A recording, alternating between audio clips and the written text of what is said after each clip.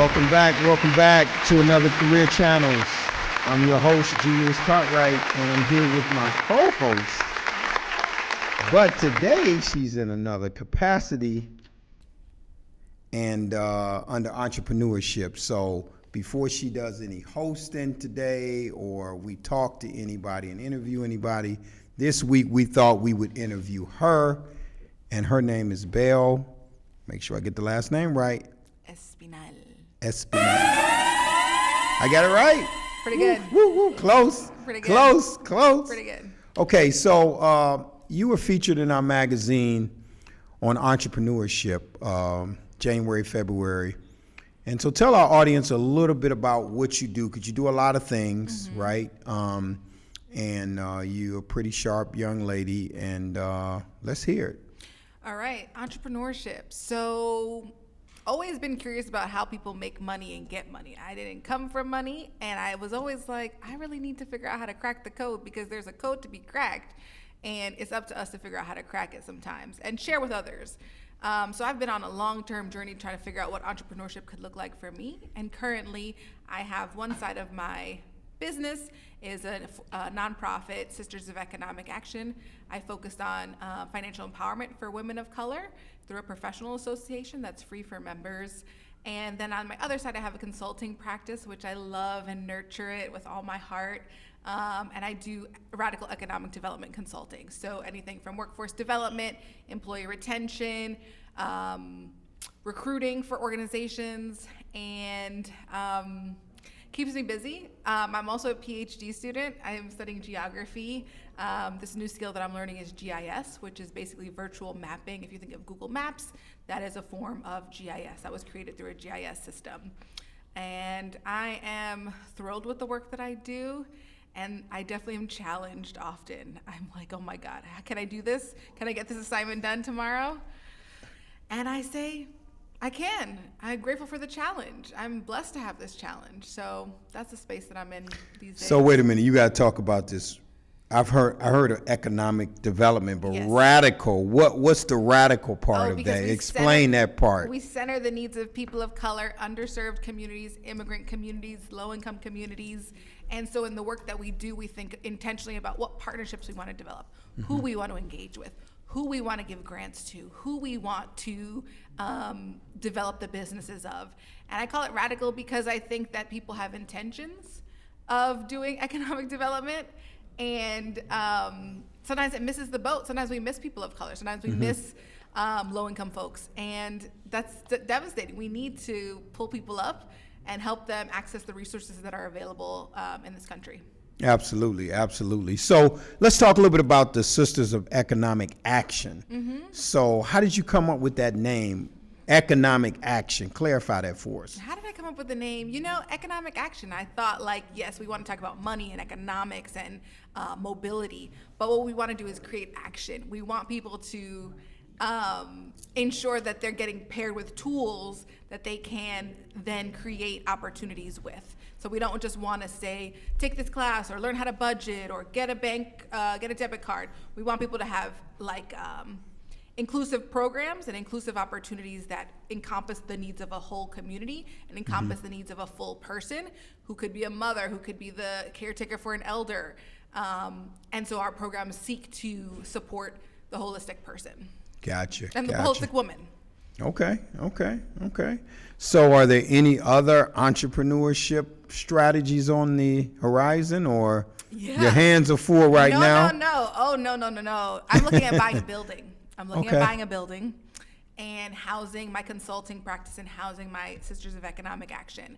I think that there's a legitimacy that comes, there is a legitimacy that comes with a business address. There is a legitimacy that comes with ownership and land ownership. Yes. And I've been looking at buying property, I'm looking at buying condos, and that doesn't speak to me because I really want to build economic wealth for myself and generational wealth.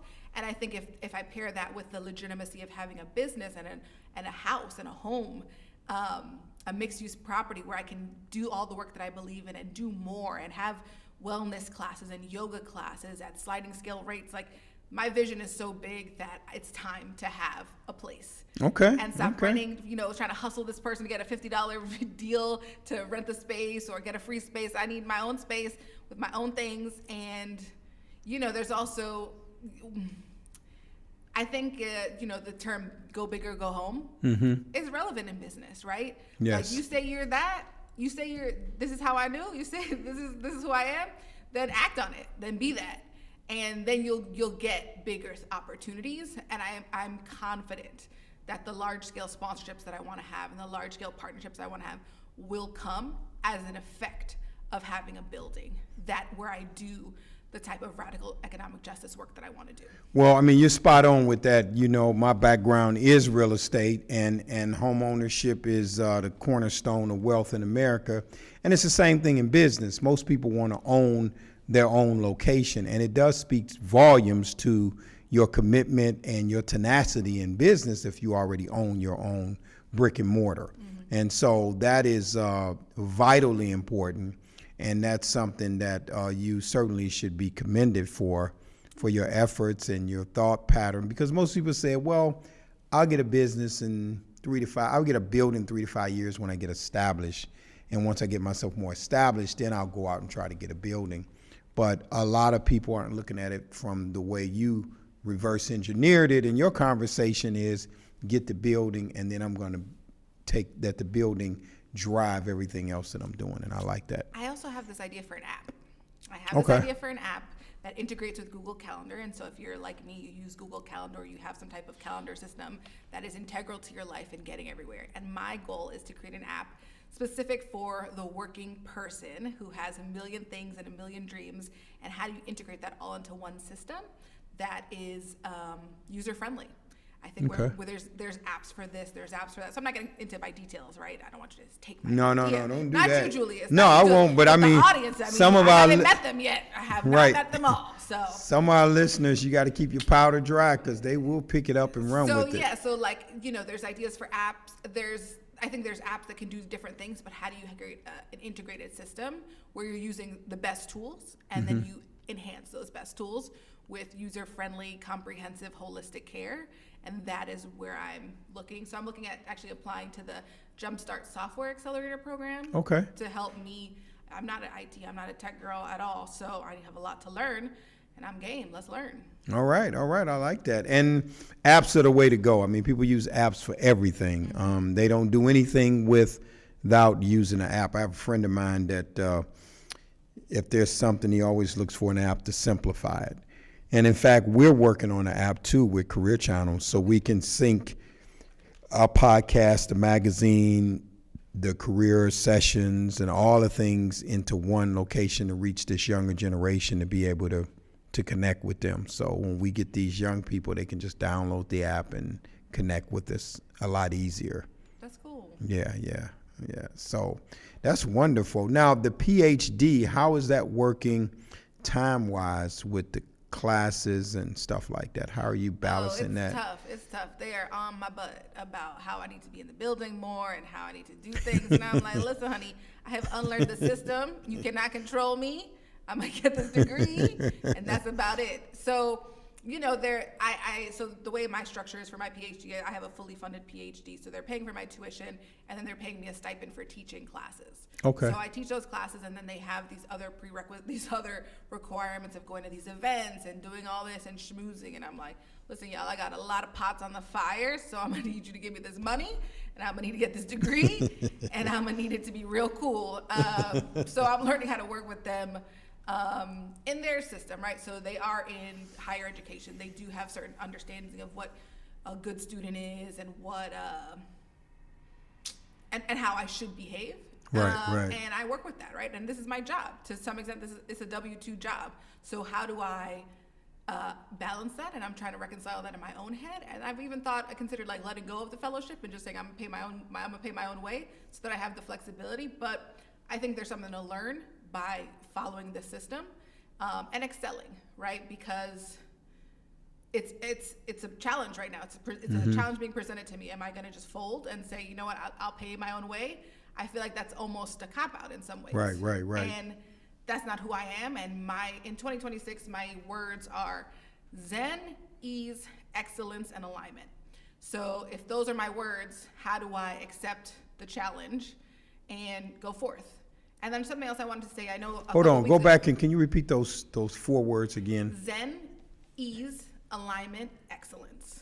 Okay, Zen, easement, alignment, and excellence. Okay, got it.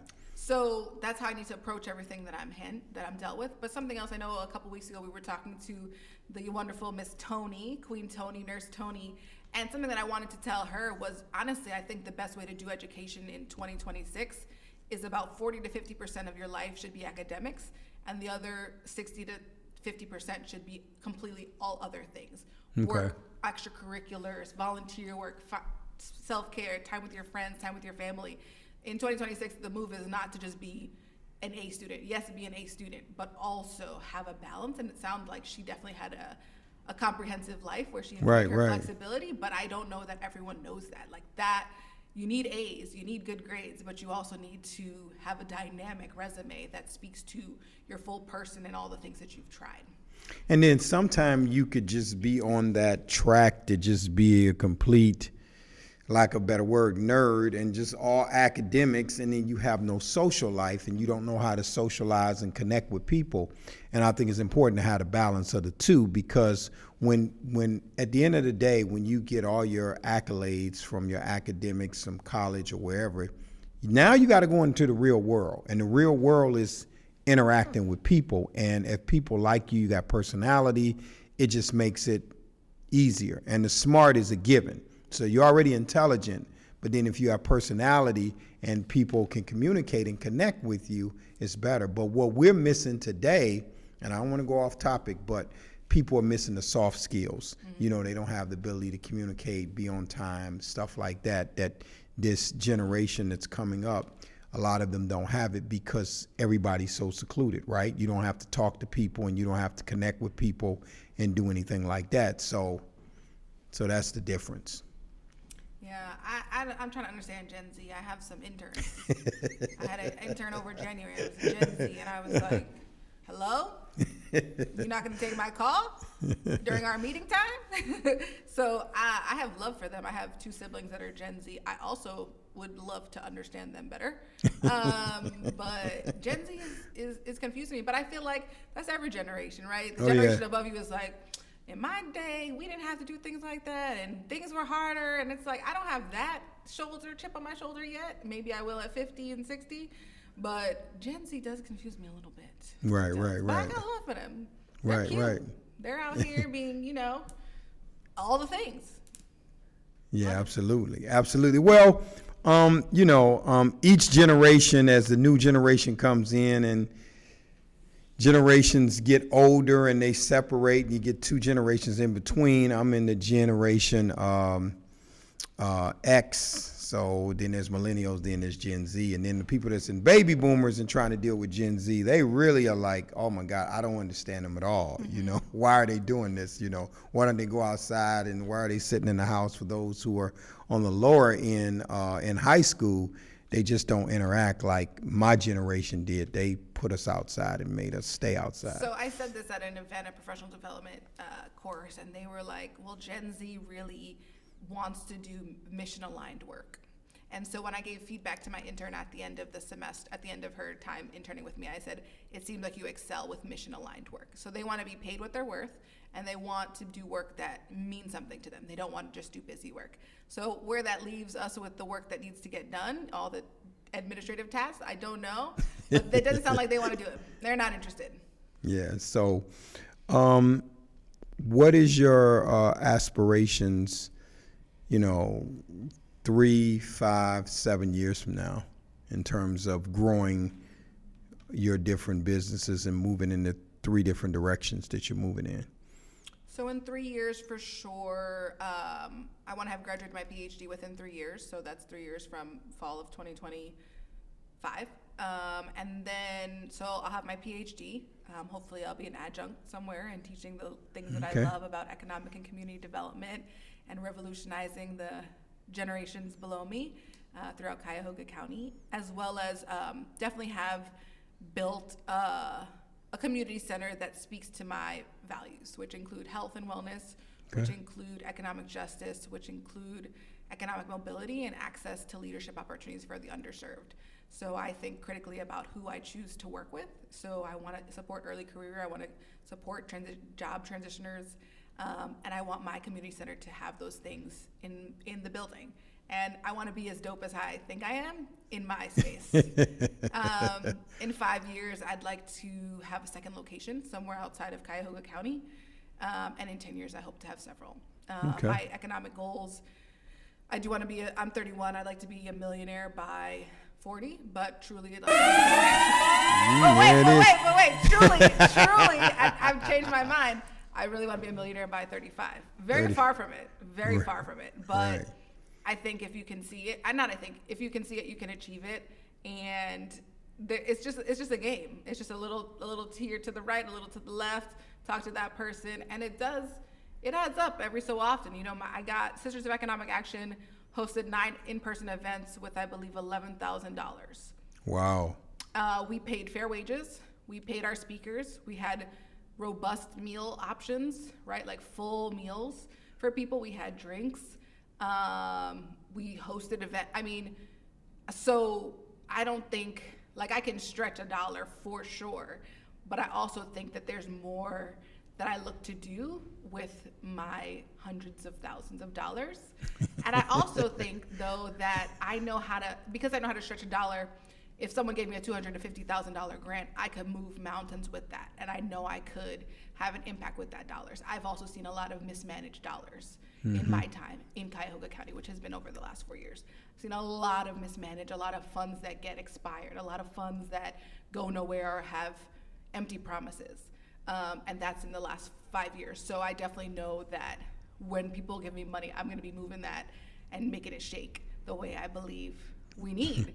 Yes, the economic injustice here is crazy. Yeah. I mean, people are struggling in Cleveland every day, not sure if they're going to eat, not sure if their kids are going to eat, not sure if their teachers are going to teach them. And I mean, then you have Pepper Pike, and then you have Orange, and then you have Beechwood, and people are living their best lives. Yes. Going to Lululemon and going out to whatever, Marble Room. I want to bring the Black people into Marble Room. I want to bring the youth to Marble Room and have those experiences that I think it's that type of exposure that makes you realize I can be whatever I want to be, and I can do whatever it is I think I want to do. And I wish I would have had that vision for myself earlier in my life, because So why do you think you didn't have it, or why didn't you have it? Because I just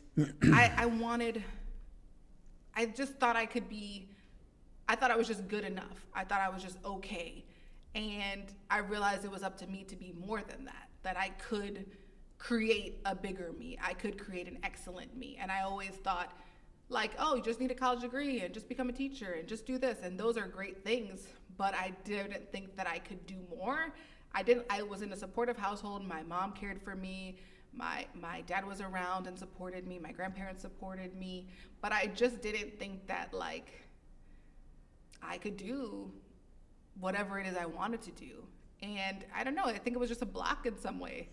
Well, it's two ways to look at that. So here's how I look at it, and this is what some of my colleagues and I talk about. We are a compilation of our experiences that put us where we are today. Mm-hmm. So part of that, as we know, was part of your journey. And so because it hasn't manifested itself in certain areas or certain aspects, i.e. millionaire, et cetera, it's because all these experiences, whether you were stagnant, whether you were not thinking at the same level you're thinking now, which you couldn't be because you had all these experiences now to be where you are, all that is a part of making you the $1 million lady. Mm-hmm. So that's the other way to look at it, because I think sometimes we beat up on ourselves and say, particularly younger generation, and I did a lot of this too when I was young, but the average millionaire is around 55, 60 years old.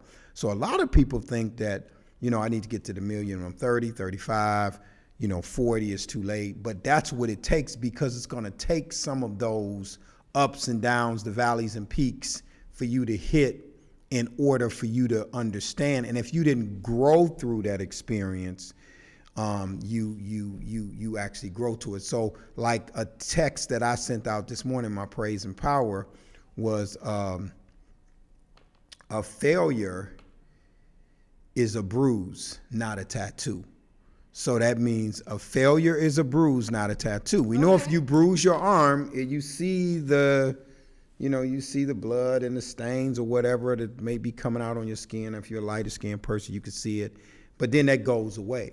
But a tattoo is a little bit permanent. So it's not a failure is not a permanent thing. So some people look at it from a permanent perspective, but it's not. So that's the way I have to look at things through my lens, being 60 years old now, because I done been, thank you. So, the big 6-0. So now you have to look back and sort of adjust the rearview mirror and look out the front. Because if you're in the car, the rearview mirror is small, right? Because that's looking in the back. But your windshield is huge looking forward. So when you move forward with the things that you're trying to accomplish, that's what you actually have to look at. And then I was going to bring up something else, and I probably shouldn't even tell you this because I'm going to put something else on your plate, but have you considered or thought about being a speaker? Because your communication skills and the way you articulate and carry yourself, you could really have a speaking opportunity. It's just going to get me emotional because what really brought me to Cleveland was health. Okay. I actually was in crisis. Okay. So, just spiraling. And so what I've been looking for is that time in my life where I can be a speaker and say, I am who I am. And with that, I also had a huge challenge that derailed my life and stopped my life. And I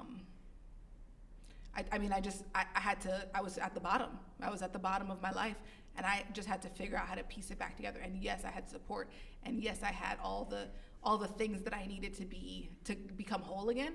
But I still was at a bottom that I know a lot of people experience, whether that's homelessness, whether that's addiction, whether that's mental health, whether that is losing a job. Yes. There's a lot of things that when we hit bottoms, and I hit a bottom that was so deep, and I had to relocate to Cleveland, move in with my mom, be there for 6 months, and restart my life. And yes, I was able to quickly transition to a new career, and yes, I was able to quickly pivot. I had a master's degree already at that point, so things weren't as bad as they could have been. But I'm so excited to the day where I actually am able to tell and put together my whole story, because it's actually much more than just came to Cleveland and had this fairy tale and career and then became an entrepreneur and then went to PhD school. No, actually it was a little bit extra sauce in that pot. And I look back and I can't even, it's so profound that 5 years ago I was in a completely different place. Wow. And how far I've come from there. And I would love to be a speaker because I have experienced significant health issues. I have changed careers twice. Okay. And built a business, and it's going well. My clients love me and they want more. And a big thing in business and to be successful in business is retention. You want people to come back and tell their friends. And if I have all my clients doing that, then I'm winning. Yes. Winning. So I do want to be a speaker. I do want to inspire people and give them love. I think you should. And the thing about the speaking is it's not about us when we go out there and speak. It's about the people and the individuals that we can actually touch with our story. And you have a story, and that story needs to be shared, told, and expressed to individuals that will inspire a lot of women and a few good men. And so that's a wonderful thing to be able to share that, especially at a young age. And you said a couple things in there that was important. You pivoted, which is what we talk about in our magazine.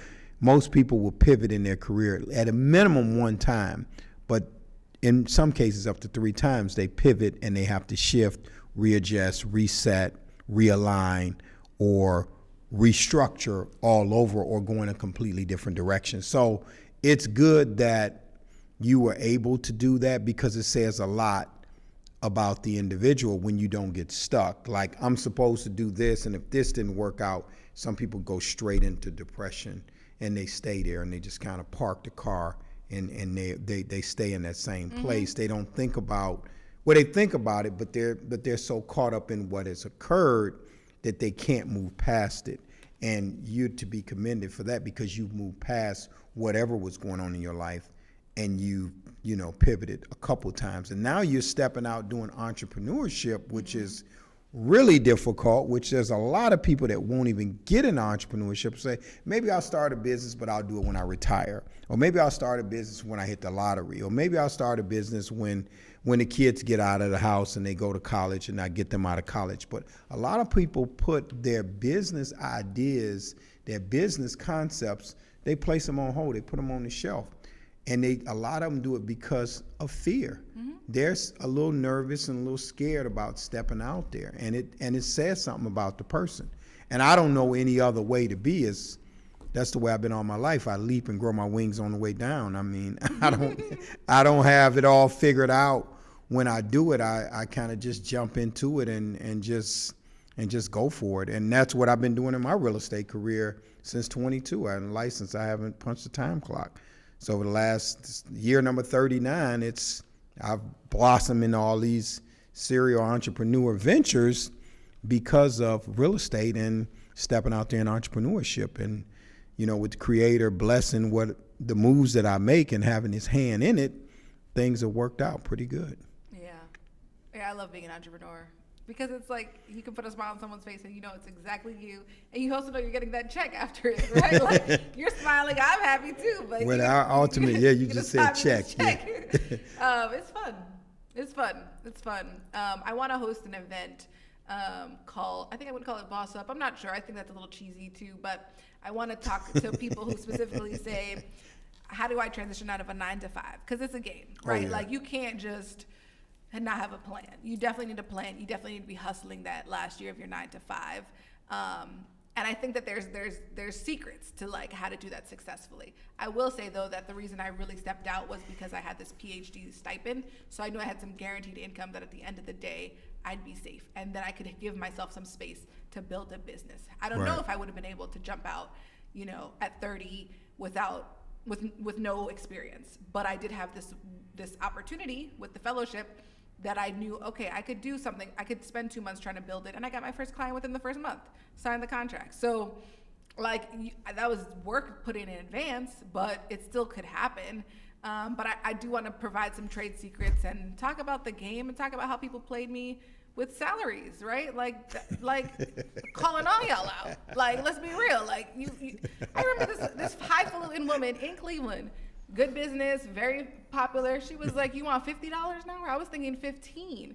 I said, 15? What? That's how you're going to treat people? That's wild.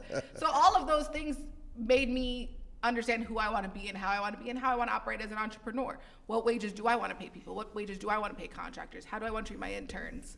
All those things matter. Yeah, absolutely. Well, the key thing you said there also was confidence and belief in yourself. So if I don't believe in me, then who else will? It's hard for other people to put their belief in you and you take that and run with it. You really have to believe in yourself. So that's the first rule of success is I got to believe in what I'm doing. I got to believe in me. I got to bet on me. And so that's vitally important. And I think that has helped you in your trajectory as you've matriculated into these various ventures, and it helped you create your outlook, right? Because now you see things from a different perspective because you believe. When you don't believe in yourself and you're trying to see things from a different perspective, you keep backing up because you're saying, I don't know if that's for me. I don't know if I can do it. It's not going to happen. And guess what? It might not happen, particularly in most cases, because the belief isn't there. And then you're attracting what you don't want based on your beliefs. Versus you, on the other hand, you're believing it, you're speaking it into an existence, you're following that movement, and that makes a And big sometimes difference. you do fail and make mistakes. Yes. You don't have time to wallow in that. There's no time to be like, oh, poor me. What is me? What are they going to think of me? No. On to the next. You got to like keep it pushing. You made a mistake. Oh, well, sorry, y'all. My bad. That's true. That's true. That's true. Well, yeah. Well, I'm excited about the stuff that you're doing, and I'm excited that you agreed to be the podcast host too, because that's another piece of business that you actually put together as well. So I'm excited about that, and I'm looking forward to doing great things.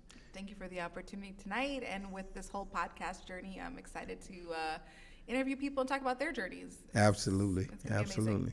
Okay. So hopefully you enjoyed this. Tune in and stay in touch with us and follow us on all the social media links, and make sure you hit the like button and subscribe because of people like this. Any closing remarks, last words you want to talk to our audience or tell people what they should think about? If someone's watching this and they're really on the bubble, they're like Humpty Dumpty on the wall, and Yeah, where do you want to be in 20 years and backwards plan from there? Where do you need to be next year? Where do you need to be in 5 years? Where do you need to be in 10 years to really get there? And if you can visualize it, you can definitely take steps to get there. Okay. Good luck. All right. Good deal. All right. Thank you. Good night. Good night.